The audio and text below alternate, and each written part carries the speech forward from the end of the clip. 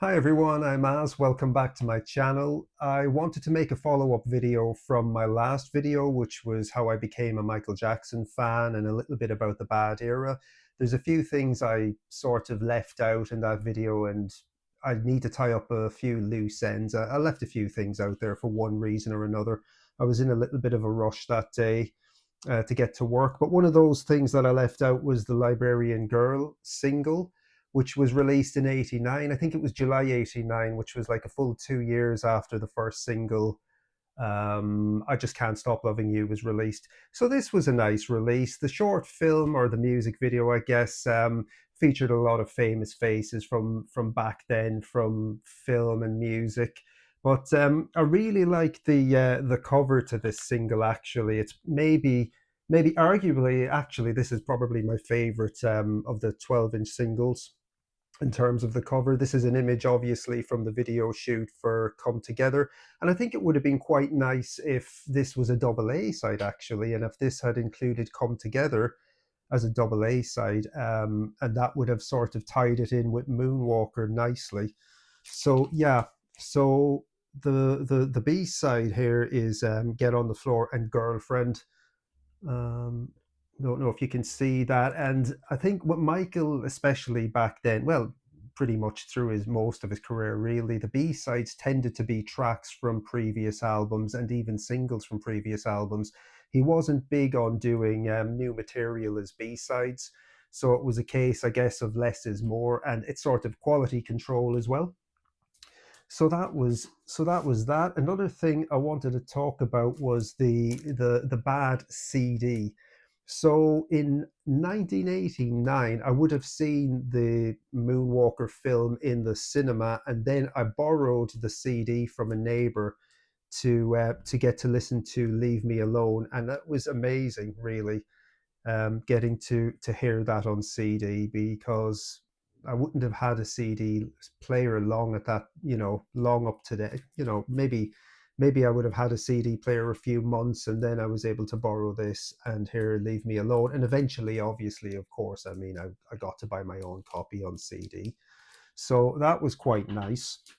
I think this was released at some point in the '80s. I'm not actually sure. I bought this recently on eBay, and I have it here on cassette as well. And it's a collection of 12-inch mixes from the Thriller album. But as you can see there, they're using the image of Michael from the first night in Japan, from the first Bad Tour concert. But yeah, this was something that I didn't sort of see at the time. I wouldn't have been aware of. But nice to have it. It's, what does it have? So it's got Billie Jean, Beat It, Wanna Be Starting Something, Thriller, and PYT, and they're all 12-inch versions, which is nice to have, actually, and they're cool versions, actually. The extended version of Wanna Be Starting Something is awesome, and that's kind of what he played live on the Bad Tour, actually, is like the 12-inch version of Starting Something. So, and obviously Billie Jean as well is the extended version. So pretty cool to have those, I guess. Um, Apologies, my chair still needs oiling, and I don't know if I will get to that. So I also here have Bad on vinyl. This is a first pressing of Bad on vinyl, which is quite nice to have, and I absolutely love that image of Michael on the back of the album as well. But I think for me, it's one of the most iconic images of Michael's entire career is this album sleeve from the short film shoot. So that's quite nice to have. And I also have Bad the single on 7-inch single, which is quite nice. And this includes the dance remix edit. So I don't know. Yeah, so it's slightly extended. So the album version is four minutes 5 seconds, and then the B side is 4 minutes 50. So I don't know if it's the extended dance mix. I think it must. It is. Yeah. Well, it says dance remix, so obviously it is. But I did think that there was a dance mix for Bad that was slightly longer than under 5 minutes. But that's that. Getting back to the Bad Tour as well. So the Bad Tour, I did. I did mention my story briefly of my going to listen to the Bad Tour. I wasn't able to go and watch the Bad Tour because we couldn't afford tickets. But what I do have here is I actually have, if I can find it now, are some tickets from the Cork concert. So as you can see here, this poster as well is from around that time, I believe. But that's the ticket for the Cork concert, which broke my heart not to be able to go to. But what can you do? Um, so I did want to show those the last time, but I actually forgot that I had them. So that's quite nice. Also, I just wanted to show, I believe I have a ticket from, yes, so there's a ticket from the Milton Keynes concert. So I think I showed a photograph of the stage from one of my other scrapbooks, but that's the Milton Keynes ticket. I believe I have a Wembley ticket somewhere, but I've had a look for it and I can't find it. But it's pretty much this. I think this was pretty much standard issue for the UK when Michael toured with Bad. Um, Lovely shot of Michael there, and like with the Bad Tour as well, the photographs from the live show, the images are so striking and powerful and iconic. It was a phenomenal, absolutely phenomenal show. I love that one of Michael there actually on Bad. And obviously, as we said, the tour started in '87 in Japan. That's an image there. I think this one may have been included in Moonwalk, Michael's autobiography. I can't really remember. But the reviews for the show were phenomenal. I don't think I've ever read a bad review of the Bad Tour. I don't think. I believe that one is from the first night in Wembley, actually, because he used the black microphone. But it was such a phenomenal tour in terms of set list, performance, Michael establishing himself as the ultimate sort of solo entertainer, and every image I see from that concert is just phenomenal, just phenomenal. Such powerful images of Michael. So that is that. Is there anything else here I want to show you guys? So look, this actually reminds me as well. That's from the Grammy performance there from, was it '88? Michael didn't win the Grammy that year, obviously, for Album of the Year, which was the big one and which was the one he wanted. He did perform at it, and yeah, there's an argument to be made, I guess, that Michael was a little bit used that year in a sense that they had him as a guest. They obviously wanted him to perform. He done an incredible performance of The Way You Make Me Feel with that slow introduction, and then into Man in the Mirror with the choir. And I mean, he went to church on that performance. If you haven't seen that performance, I'm sure you have, but if you haven't seen that performance, check it out on YouTube because it's an incredible performance. Again, full of emotion and charisma. And look, there's some nice action shots there actually of Michael performing Smooth Criminal and probably Heartbreak Hotel or Another Part of Me. And the tour itself, as I said, is just legendary, and it's probably my all-time favorite Michael tour. Really, he had a lot to prove, I guess. It was his first solo tour, so he was really hungry. He was young, full of energy, full of charisma, and the tour was just remarkable. There is another image here I want to show you guys, but I just can't seem to find it. But I mean, every image from this tour is just incredible. Just incredible. This is the one. This is the one. So this is like such an action shot of Michael performing Heartbreak Hotel, that instrumental breakdown after the call and response section of the performance, where he's like bopping his head and kicking and swinging his legs and arms. Absolutely incredible. Absolutely incredible. So Hi guys, back again. My phone fell over as I was shooting, so apologies. But there's a few things from this book that I discussed in my last video as well, and I mentioned this lady Chabelli who went on stage with Michael in Rome. I believe it was Rome, and I was wondering who she was at the time. Of course, this is always the way, isn't it? When you want something, you can't find it. So yeah. So I did mention this lady the last time, Chabelli in Marbella, and I also pronounced that wrong. So Marbella, and that's Chabelli's family. So Chabelli is actually Julio Iglesias's daughter. So you've also got Enrique Iglesias there, the singer, and that's her other brother. What's her other brother's name? Enrique and Julio Jose. So that's Julio Junior. So he's an actor singer as well in Spain, and they're a sort of a celebrity family as well. The Iglesias is probably sort of a bit like the Kardashians, I guess. Very good looking family. So that's who Chabeli is. She's a Spanish journalist, and they were sort of a socialite family, um, bit like the Kardashians, I guess, but before, not in the sense of reality TV, but just in the sense of sort of showbiz family, I guess. There was something else. So yeah, so Michael there he got the boat back to Calais in France. So he did that from Dover to France, and I should have known that actually because I've done that trip myself. So so that was that. I think that's all I sort of wanted to clarify. And then in this book, I have a few really nice images from the tour. As you can see, I'm as prepared as ever. Not.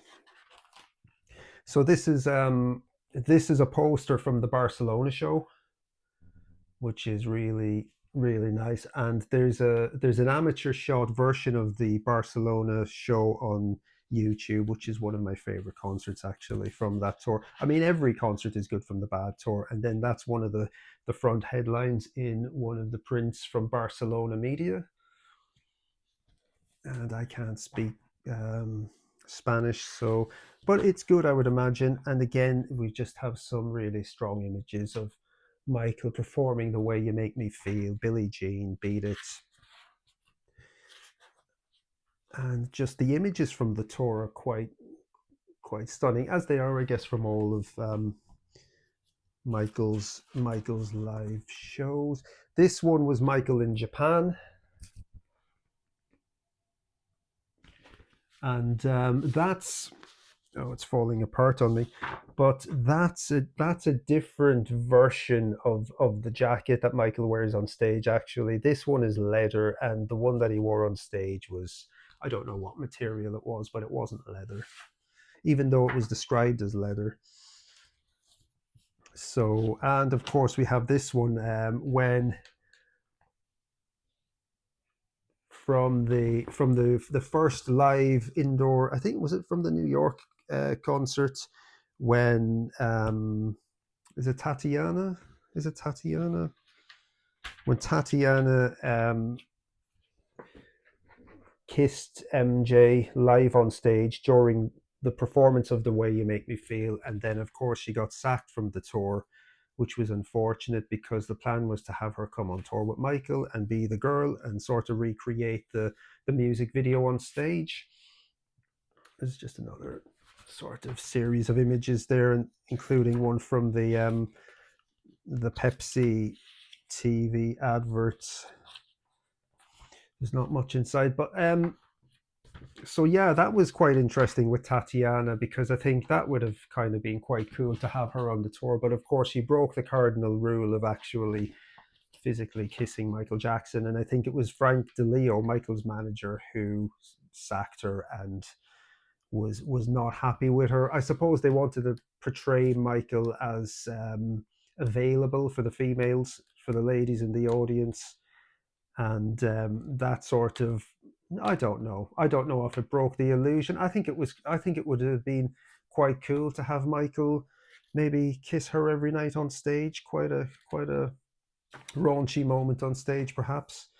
So that's that. And then I also have this. So this was a magazine that I saw in the early 90s in a shop in Portugal that I used to go to. So my father moved to Portugal in 1989, and I sort of spent my summers growing up in Portugal.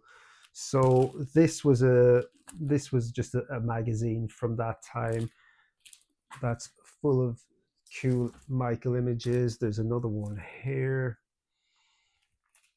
and this was one of the famous prints, actually, one of the famous books that came out from the era.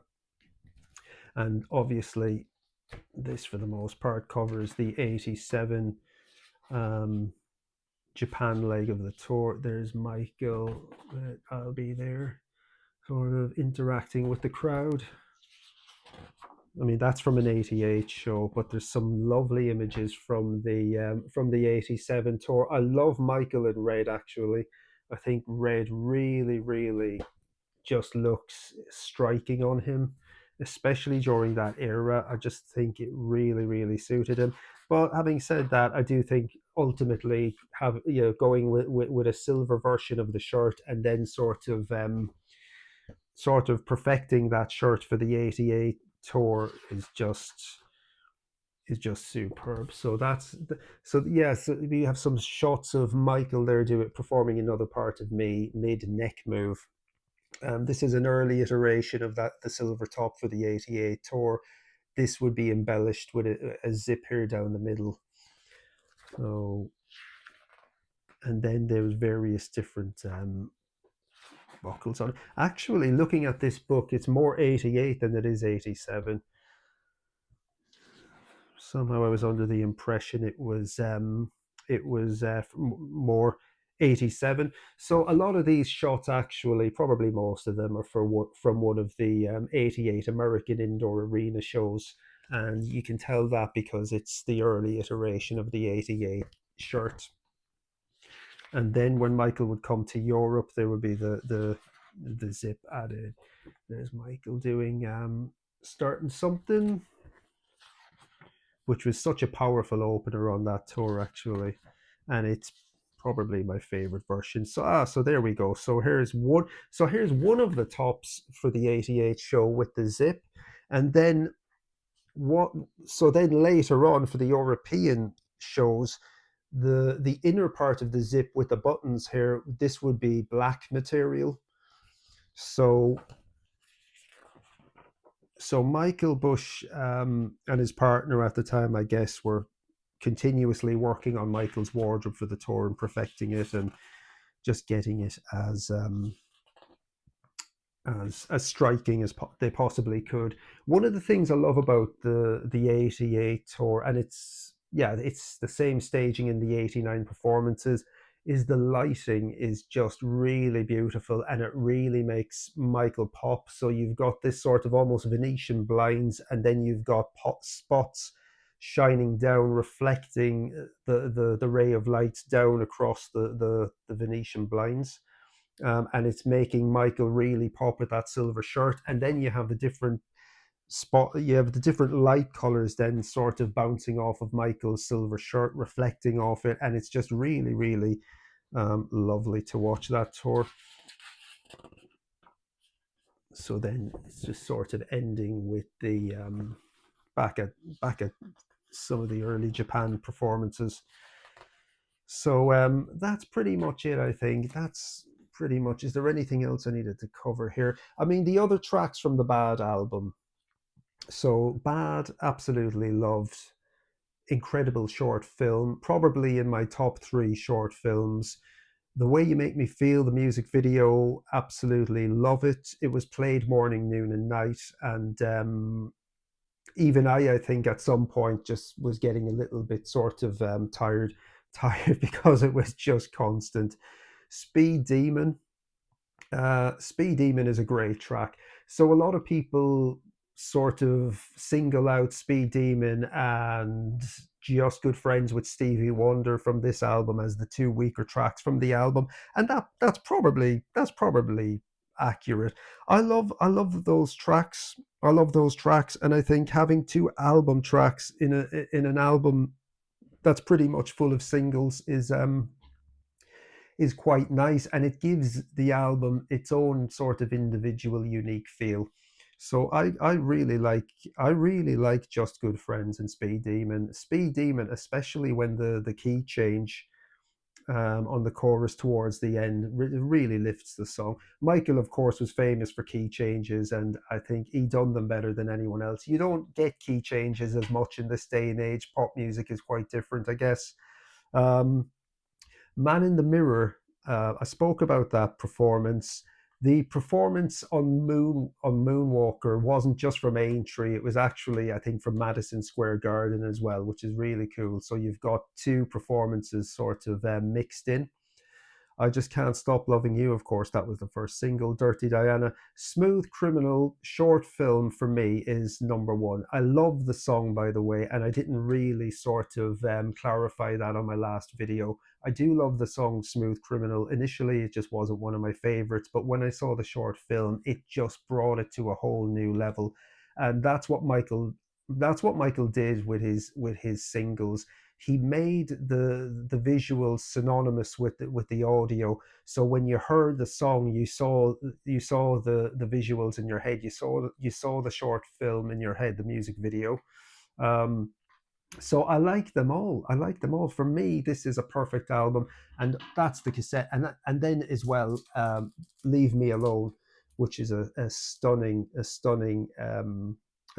music video, probably a little bit dated in terms of the visual effects in it, very much like Peter Gabriel's Sledgehammer as well, that used that sort of technology and those effects back in the 80s, and it was pioneering back then, and it was quite exciting. But I guess looking back now, it's aged, but that's also part of the charm of that short film and of the album itself.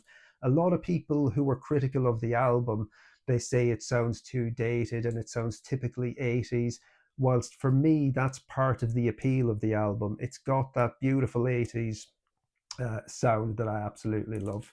So can't really fault that. And that is pretty much it, guys. Yep. So I am going to make a few more videos on this channel. I don't know what direction I'm taking this channel in. I'm not really sure. I do have a large scrapbook collection, and I have most of it here in the UK. I have a lot of it in boxes in Ireland as well. Um, and I'm considering doing a sort of a series of videos on scrapbooks. I don't know if that's something most people would be interested in, and I don't really know how I would go about doing that. Um, because a lot of the scrapbooks are from predominantly the 90s and the noughties, and there's a lot of sensationalist media speculative headlines and nonsense in a few of them. Well, obviously, I guess I would have to skip that stuff, but because I would like to keep the channel positive and sort of come at it from a positive angle when speaking about Michael, and make it more celebratory rather than sort of negative. So there you have it. That's pretty much the what I wanted to clarify and to say on the bad era. And thank you for watching, and I'll catch you in my next video. Bye.